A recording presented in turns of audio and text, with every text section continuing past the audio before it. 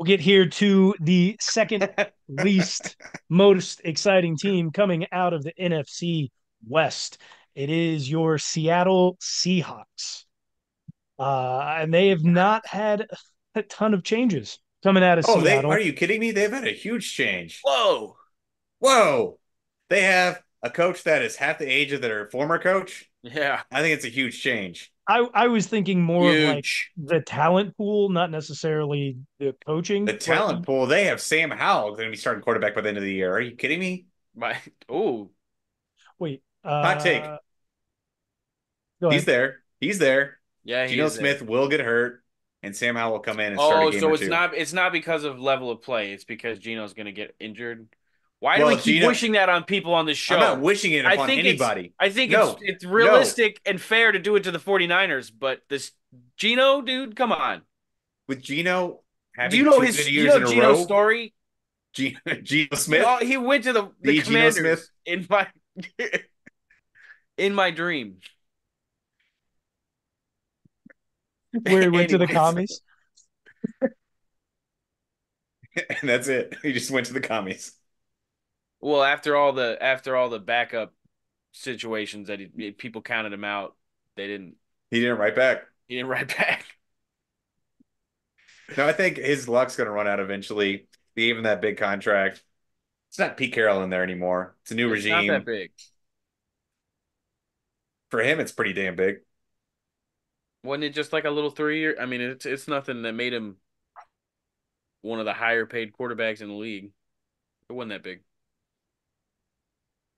It's Geno getting money. That's pretty impressive. I mean, because he played well, and I mean, I don't. I mean, Geno's ceiling is okay. That's the floor.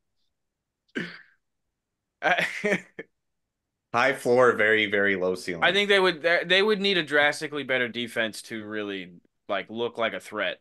Because you can't hate the weapons that they have on offense. Like I agree. I think their defense really does need a pretty big overhaul. Their defensive line isn't very scary at all. You've got Jaron Reed. We know him from the Chiefs, but really it's the DBs that are pretty good. Devon Weatherspoon, Tariq Woolen, Trey Brown as well. Some guys that we know can keep it kind of tight and together there in the secondary, but they've got no pressure kind of moving forward.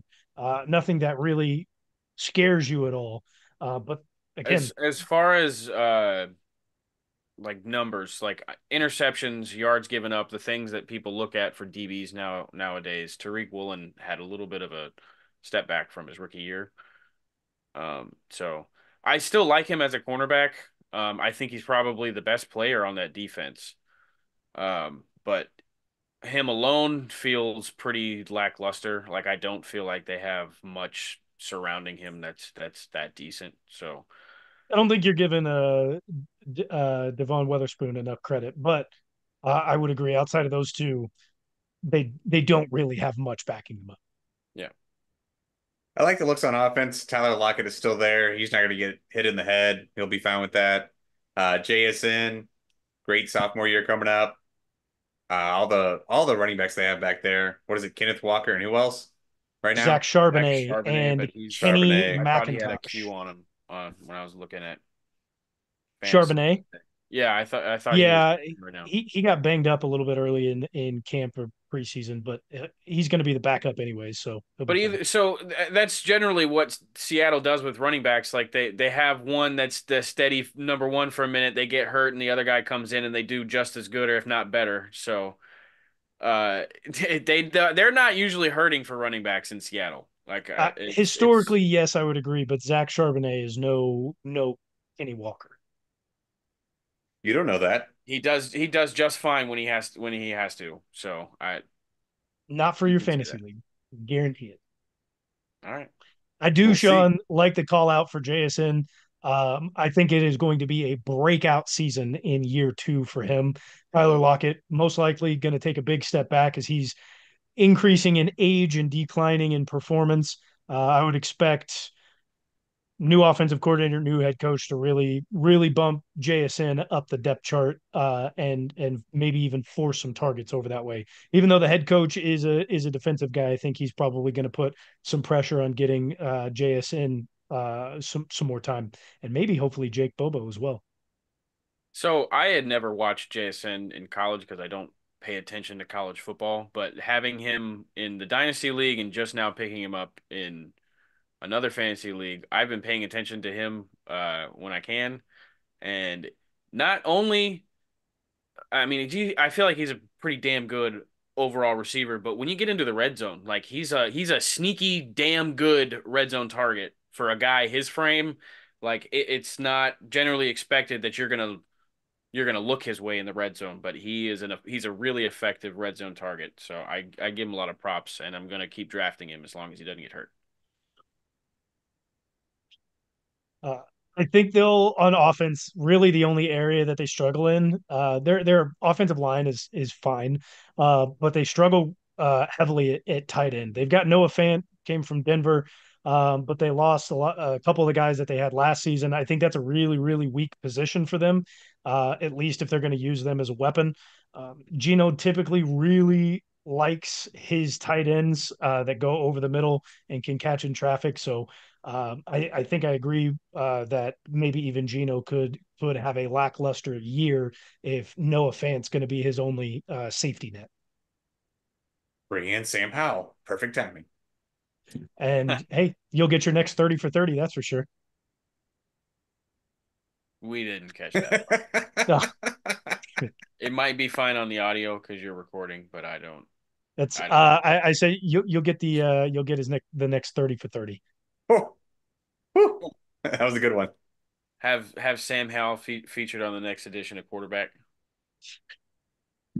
What? Fuck you, Sean. I didn't really catch what was that funny, but It wasn't. It wasn't. Sean's just being a dick. it did.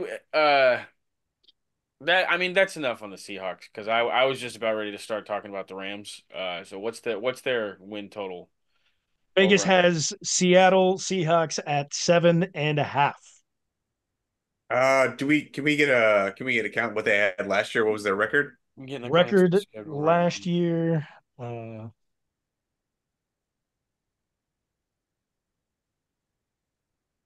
let's take a look here. It was Seattle, close to that. They got really they were close. 9-8. They were 9-8. They were just barely over 500. And you said the over under is 9.5, 7.5. 7.5. Okay. I think they're going to struggle a little bit with the new coach over there. They may figure it out by the end of the year, but for the first month or so, it's going to be a little bit rougher to see them out there. So I'm going to go ahead and go with the under there. I'm going to agree with you, and I'm going to take the under. Just specifically looking at this, I think like inter division. I think even the Cardinals are going to pose a much bigger threat this season to at least interdivision play, just because Kyler Murray is going to be back. He actually has a weapon who can probably stay healthy in Marvin Harrison Jr. Obviously, we'll get there eventually, but I think even just interdivision wise, it's going to be a little bit tougher for everyone in that division. It's tough because I mean they have a tougher schedule for the NFC. Um, like outside of the Rams and the 49ers in their division, they have to play more tough teams in the NFC. They have the Falcons, they have the Lions, and they have the Packers in December. All games I think that are going to be super hard for them to win in the NFC.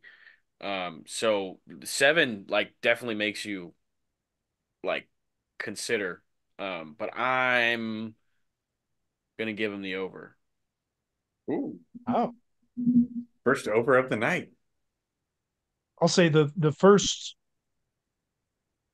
they've got 3 out of their first 5 games that are going to be really easy and throw a lot of people for a loop as they get into that tougher midsection of their season. And You who think even that you knows if think the the easy games Dolphins are is go easy? easy? I understand the Broncos and the Patriots seeming easy for you, but you think the Dolphins and then the Lions is easy? No, I said 3 of their first 5 will be easy. So Oh, the okay. Broncos and the Patriots, and then in their And the fifth game Giants. of the first 5, they've got the Giants. Yeah. Um, I get that. Okay. All right.